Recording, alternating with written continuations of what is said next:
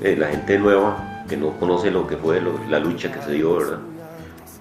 Puedan tener una noción de lo que nos costó a nosotros, ¿verdad? Tener este tipo de organización. Porque del 71 al 80 la administración era muy cerrada, la administración era nada más los profesionales y las autoridades. Después de que se viene a dar lo de la huelga del 80, del 81, 82, que se hace la huelga, es cuando, por medio del cambio de estatuto orgánico, es que nosotros obtenemos la facilidad no, obtenemos la garantía de que podemos organizarnos de la forma que nosotros queramos. Antes de eso, los trabajadores no participábamos en lo que eran los aumentos salariales. Eso era por decreto, lo que el Consejo decidiera, y nadie podía tomar ninguna decisión porque era tajante, ¿eh? El aumento es tanto y es tanto, y nadie puede decir es muy poco o vamos a pelear por más, porque no, el que decía algo ahí, entonces ya lo catalogaban como revolucionario, y entonces iba para lo despedían. Después habían situaciones que a nosotros nos preocupaban mucho porque éramos tratados totalmente diferentes. Una cosa era el sector docente y otra cosa era el sector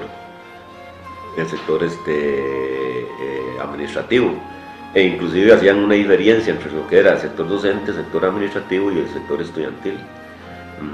Las diferencias que habían, por decirte algo, como una anécdota, era por ejemplo que los estudiantes no podían viajar en el bus que viajaban los funcionarios. Era totalmente prohibido para el chofer que un estudiante viajara en el bus de que viajaban los administrativos y los profesores, los docentes. La gente de administración de mantenimiento, que hoy gozan de todos los beneficios, ellos eran una planilla totalmente diferente a la de la mayoría de funcionarios del TEC. Ellos tratados como funcionarios de segunda clase. Ellos eran una planilla diferente, se les pagaba en forma diferenciada, como nosotros era por quincena, a ellos les pagaban por semana, o sea, tenían una manera de tratarlos a ellos como si ellos no fueran funcionarios de la institución. Ellos no podían viajar en los buses, en el bus o la microbús que había en ese tiempo, porque era una microbús, éramos muy poquitos, pero ellos tampoco. Entonces uno salía con esos mundos de agua que caían, y a uno le daba lástima ver que en la microbús íbamos 7 u 8 personas, y los compañeros de administración de mantenimiento iban llevando agua para Cartago, porque a ellos no se les permitía. Después, ellos no podían utilizar la soda, eso es algo importante. La SOA, digamos, pasaba el sector docente y el sector administrativo, o sea, que estaba también, había una diferencia, porque por ejemplo a los profesores llegaban y se sentaban a almorzar y les servían en la mesa. O sea, las muchachas de la SOA llegaban y le decían, esto es lo que hay de almuerzo, ¿qué quieren? Y a ellos les servían. Nosotros hacíamos fila, como se hace ahora actualmente, pero los compañeros de administración de mantenimiento, ellos simple y sencillamente tenían que traer su almuerzo, porque no les permitían ir a comprar a la SOA.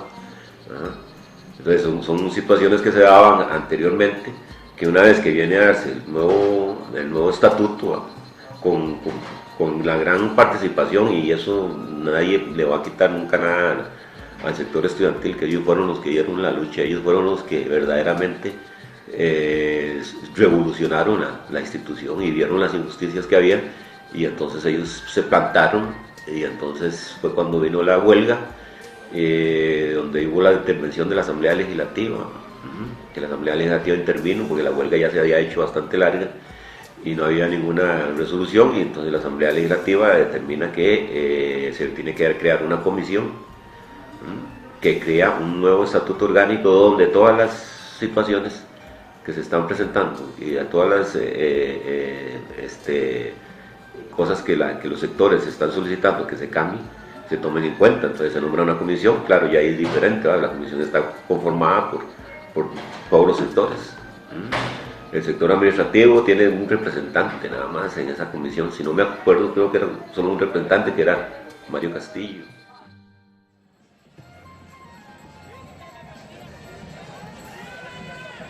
Mira, a partir de la fundación de la FITEC, recordate que nosotros vivimos épocas muy difíciles, básicamente ya por los años 80. En el 82 aprobamos el nuevo estatuto orgánico de la institución, logramos darle un viraje al instituto, de una estructura muy vertical a una muy horizontal. A mí me correspondió en ese momento ser el presidente de la asamblea de toda la institución que aprobó ese estatuto. Eso ocurría en diciembre del 82, cuando nos fuimos de vacaciones ya con un nuevo estatuto, y al regreso continuamos con las reuniones de análisis, no solo de lo que implicaba el estatuto, sino qué iba a pasar con una de las partes más importantes en una organización social, como lo es el TEC, con la parte laboral. Y entonces recordemos que al principio teníamos un sindicato, ese sindicato fue prácticamente desmantelado. En alguna oportunidad, uno de los años, 16 compañeros fueron para afuera en diciembre. Y entonces había un ambiente, Mario, muy jodido en la institución. La gente tenía mucho temor. La aprobación del estatuto le quita un poco ese temor.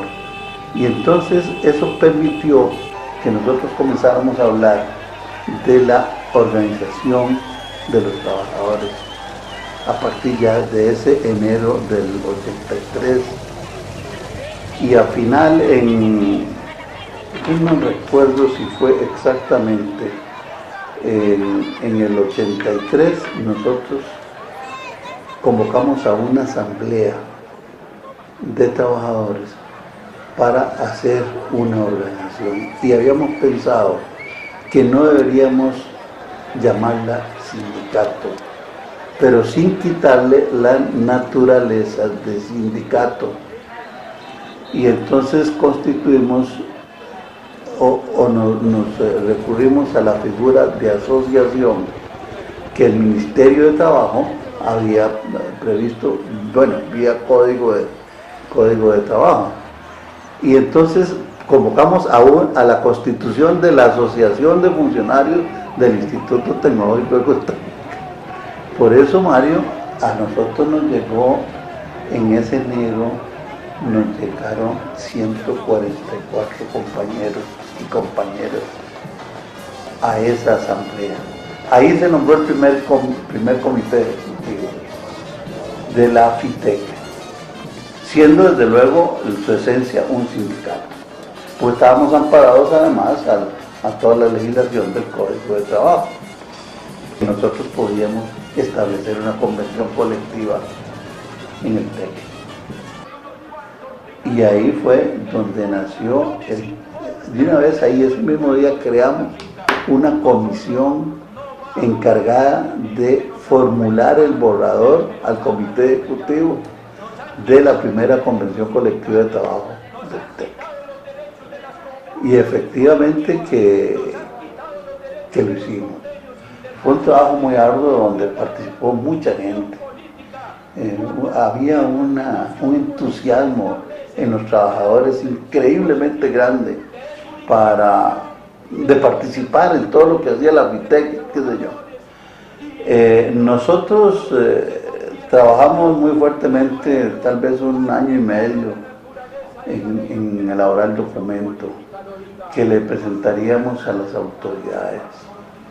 Y en el año 85 ya se lo presentamos, el primer borrador, y comenzó la lucha. Parece mentira, pero había una lucha y por una parte estaban los representantes de la institución y por acá los representantes del sindicato de trabajadores.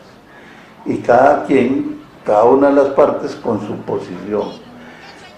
Si bien es cierto que había una apertura hacia la organización, también es cierto que los señores que estaban representando a la institución tenían su posición con respecto al cuidado institucional y todo esto. Nosotros logramos tener la asesoría legal de la Universidad Nacional. En ese tiempo el CITRUM estaba muy bien y habían suscrito una comisión. Juan Rafael Espinosa nos ayudó a trabajar en eso. Y sacamos un buen documento que lo peleamos y prácticamente fue muy duro, pero ganamos la batalla y logramos aprobar esa convención el 13 de febrero de 1986, Mario. Y entonces nosotros nos encargamos de hacer el acto en el gimnasio del TEC, allá abajo.